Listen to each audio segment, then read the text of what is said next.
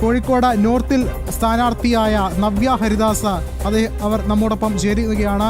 അനഘയുണ്ട് കോഴിക്കോട് നിന്നും. അനഘ, എത്രത്തോളം ആത്മവിശ്വാസവും എത്രത്തോളം പ്രതീക്ഷയുമാണ് നവ്യ ഹരിദാസ് പങ്കുവയ്ക്കുന്നത്?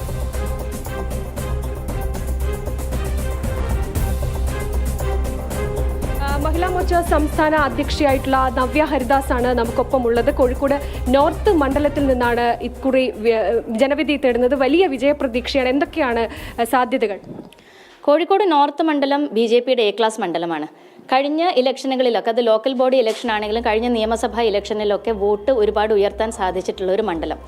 കൂടാതെ കഴിഞ്ഞ തദ്ദേശ സ്വയംഭരണ ഇലക്ഷനിൽ BJPയെ സംബന്ധിച്ചിടത്തോളം 7 കൗൺസിലർമാരാണ് ഈ നോർത്ത് മണ്ഡലത്തിൽ നിന്നും ഉണ്ടാക്കിയെടുക്കാൻ സാധിച്ചിട്ടുള്ളത്.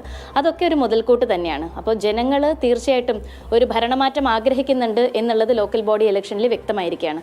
ആ ഭരണമാറ്റം ജനങ്ങളുടെ ഭാഗത്തു നിന്നും ഈ നിയമസഭയിലും ഉണ്ടാകണം എന്ന് വളരെ പ്രകടമായിട്ട് വന്നിരിക്കുന്ന ഒരു സാഹചര്യത്തിൽ ഇലക്ഷൻ വളരെ ക്രൂഷ്യലാണ്. തീർച്ചയായിട്ടും ഒരു വിജയപ്രതീക്ഷയിൽ കുറഞ്ഞൊന്നും തന്നെ ഇല്ലാതെ മുൻപോട്ട് പോകാൻ വിചാരിക്കുന്നു.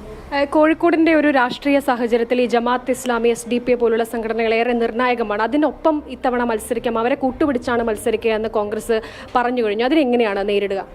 കോൺഗ്രസും ഇടതുപക്ഷവും രണ്ട് കൂട്ടരും, ഇടതുപക്ഷമായാലും ശരി വലതുപക്ഷമായാലും ശരി, ഇത്തരത്തിലുള്ള വർഗീയ സംഘടനകൾ കൂട്ടുപിടിച്ചുകൊണ്ടാണ് കഴിഞ്ഞ ഇലക്ഷൻ ജയിച്ചിട്ടുള്ളത്, ഇതിനു മുൻപ് എല്ലാം ജയിച്ചിട്ടുള്ളത്. ഇനി മുൻപോട്ട് അവർ വെക്കുന്ന രാഷ്ട്രീയവും ഇത്തരം കക്ഷികളെ കൂട്ടുപിടിച്ചുകൊണ്ട് വിജയം കൈവരിക്കുക എന്നുള്ളത് തന്നെയാണ്. പക്ഷെ ഒരിക്കലും ഭാരതീയ ജനതാ പാർട്ടി അത്തരത്തിലൊരു വർഗീയ ചിത്രീകരണത്തോടു കൂടെ ഇലക്ഷനെ നേരിട്ടിട്ടില്ല. ഞങ്ങളുടെ വികസനത്തിൻ്റെ രാഷ്ട്രീയമാണ് ഞങ്ങൾ എന്ന് മുൻപിലേക്ക് വെച്ചിട്ടുള്ളത്. ആ വികസന രാഷ്ട്രീയത്തിൽ ഊന്നിക്കൊണ്ടുള്ളൊരു പ്രവർത്തനമായിരിക്കും ഇത്തവണയും നടത്തുന്നത്. ജനങ്ങളുടെ മുന്നിലേക്ക് വോട്ട് അഭ്യർത്ഥിച്ചുകൊണ്ട് ഞങ്ങൾ ഇറങ്ങുന്നതും ഈ കോഴിക്കോട് നോർത്ത് മണ്ഡലത്തിൽ എന്തെല്ലാം വികസന പ്രവർത്തനങ്ങൾ യാഥാർത്ഥ്യമാക്കാൻ സാധിക്കും എന്നുള്ളതിനെ കുറിച്ചൊരു വിശകലനമായിട്ടായിരിക്കും. പ്രത്യേകിച്ച് സ്ത്രീകളുടെ കാര്യങ്ങൾ, അവരുടെ പ്രശ്നങ്ങൾ കൂടുതൽ ഊന്നൽ നൽകുകയില്ലേ? സ്ത്രീകളുടെ കഴിഞ്ഞ 12 വർഷക്കാലം കേന്ദ്ര സർക്കാർ നടപ്പിലാക്കിയ പദ്ധതികൾ വെച്ച് നോക്കുമ്പോൾ അത് ഏറ്റവും കൂടുതൽ ബെനിഫിഷ്യറീസായി വന്നിരിക്കുന്നത് സ്ത്രീകളാണ്. ഇവിടെ പ്രധാനമന്ത്രി ആവാസ് യോജന പദ്ധതിയായാലും ഉജ്ജ്വൽ യോജന പദ്ധതിയായാലും തൊഴിലുറപ്പിന് കൊടുത്തിട്ടുള്ള ആനുകൂല്യങ്ങൾ, കുടുംബശ്രീയിലൂടെ സ്ത്രീകളെ ശാക്തീകരണത്തിന് നൽകുന്ന ആനുകൂല്യങ്ങൾ തുടങ്ങി എല്ലാം സ്ത്രീകൾക്ക് അനുകൂലമായിട്ടുള്ള പദ്ധതികളാണ്. അതുകൊണ്ട് തന്നെ കഴിഞ്ഞ കുറച്ച് വർഷങ്ങളായിട്ട് സ്ത്രീകൾ പൊതുവെ ഭാരതീയ ജനതാ പാർട്ടിയോട് മികച്ച അനുഭാവം പുലർത്തി വരുന്നുണ്ട്. അത് കഴിഞ്ഞ ഇലക്ഷനിലും സ്പഷ്ടമായിട്ടുള്ളതാണ്. മുൻപ് മറഞ്ഞു നിന്നുകൊണ്ടാണ് സ്ത്രീകൾ പ്രവർത്തിച്ചിരുന്നതെങ്കിൽ ഇന്ന് കൃത്യമായിട്ട് പുറത്തിറങ്ങി വന്നുകൊണ്ട് BJPയെ ശാക്തീകരിക്കാൻ വേണ്ടി, BJPക്ക് അതിൻ്റെ ഒരു റിസൾട്ട് ഉണ്ടാക്കുന്നതിന് വേണ്ടി സ്ത്രീകൾ മുന്നിട്ടിറങ്ങിയിട്ടുണ്ട്. ഇപ്പോൾ തന്നെ പ്രചരണം ആരംഭിക്കുമോ അല്ലെങ്കിൽ നാളെയാണോ, എങ്ങനെയാണ്? പ്രചരണം ഞങ്ങൾ തുടങ്ങിയതിന് മുമ്പേ തുടങ്ങി?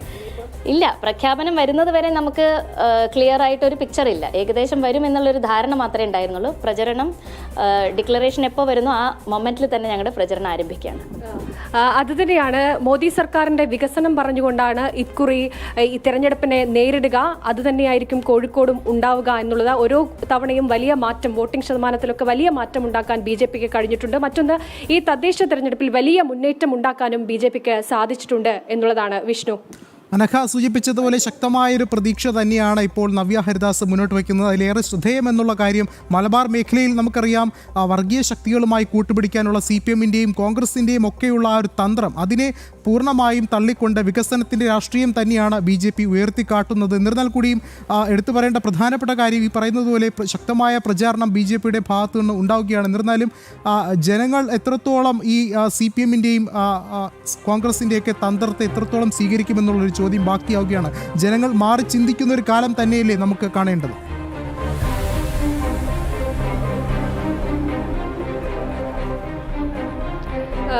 തീർച്ചയായും വിഷ്ണു, ഈ ജനം കൃത്യമായി അത് അടയാളപ്പെടുത്തുന്നുണ്ട്. പ്രത്യേകിച്ച് എന്താണ് ഇപ്പോഴുള്ള രാഷ്ട്രീയ സാഹചര്യം എന്ന് കൃത്യമായി മനസ്സിലാക്കുന്ന ഒരു ജനവിഭാഗം ഇവിടെയുണ്ട്. അതിൻ്റെ ഉദാഹരണം കൂടിയാണ് ഓരോ വർഷവും BJPയുടെ വോട്ടിംഗ് ശതമാനത്തിലുണ്ടാകുന്ന മാറ്റം എന്നുള്ളതാണ്. കോഴിക്കോട് മണ്ഡലത്തിലെ ഈ കഴിഞ്ഞ തദ്ദേശ തെരഞ്ഞെടുപ്പിൽ വലിയ മുന്നേറ്റം ഉണ്ടാക്കാൻ BJPക്ക് കഴിഞ്ഞിട്ടുണ്ട്. ആ ഒരു കരുത്ത് തന്നെയാണ് ഈ നിയമസഭാ തെരഞ്ഞെടുപ്പിലും BJP മുന്നോട്ട് വെക്കുന്നത് എന്നുള്ളതാണ്. ഇപ്പോൾ നമ്മൾ നിൽക്കുന്നത് നവ്യ ഹരിദാസിൻ്റെ വീട്ടിലാണ്. അവിടെ ഇതിനോടകം തന്നെ പ്രചരണം തുടങ്ങുകയാണ് എന്നുള്ളതാണ്. അതായത് ലഡു കൊടുക്കുന്നുണ്ട്. വലിയ ആഘോഷം അല്ലെങ്കിൽ വലിയ സന്തോഷം നിറഞ്ഞിട്ടുണ്ട്. ഇനി ഇപ്പോൾ തന്നെ പ്രചരണത്തിലേക്ക് കടക്കും എന്നാണ് പറയുന്നത്. നവ്യ ഹരിദാസിനെ സംബന്ധിച്ച് ഈ പ്രദേശത്തെ കോഴിക്കോട്ടുകാർക്ക് മുഴുവൻ അറിയുന്ന ഒരു നേതാവ് കൂടിയാണ്. അതിൻ്റെ ഇപ്പോൾ തന്നെ പ്രചരണം ആരംഭിക്കുകയാണ് എന്നുള്ളതാണ് വിഷ്ണു. യെസ്, എന്തായാലും ശക്തമായൊരു പ്രതീക്ഷ തന്നെയാണ് നവ്യ ഹരിദാസ് ഇപ്പോൾ മുന്നോട്ട് വയ്ക്കുന്നത്. എന്തായാലും ശക്തരായ സ്ഥാനാർത്ഥികളെ BJP പ്രാഥമിക പട്ടികയിലൂടെ പ്രഖ്യാപിച്ചു കഴിഞ്ഞു.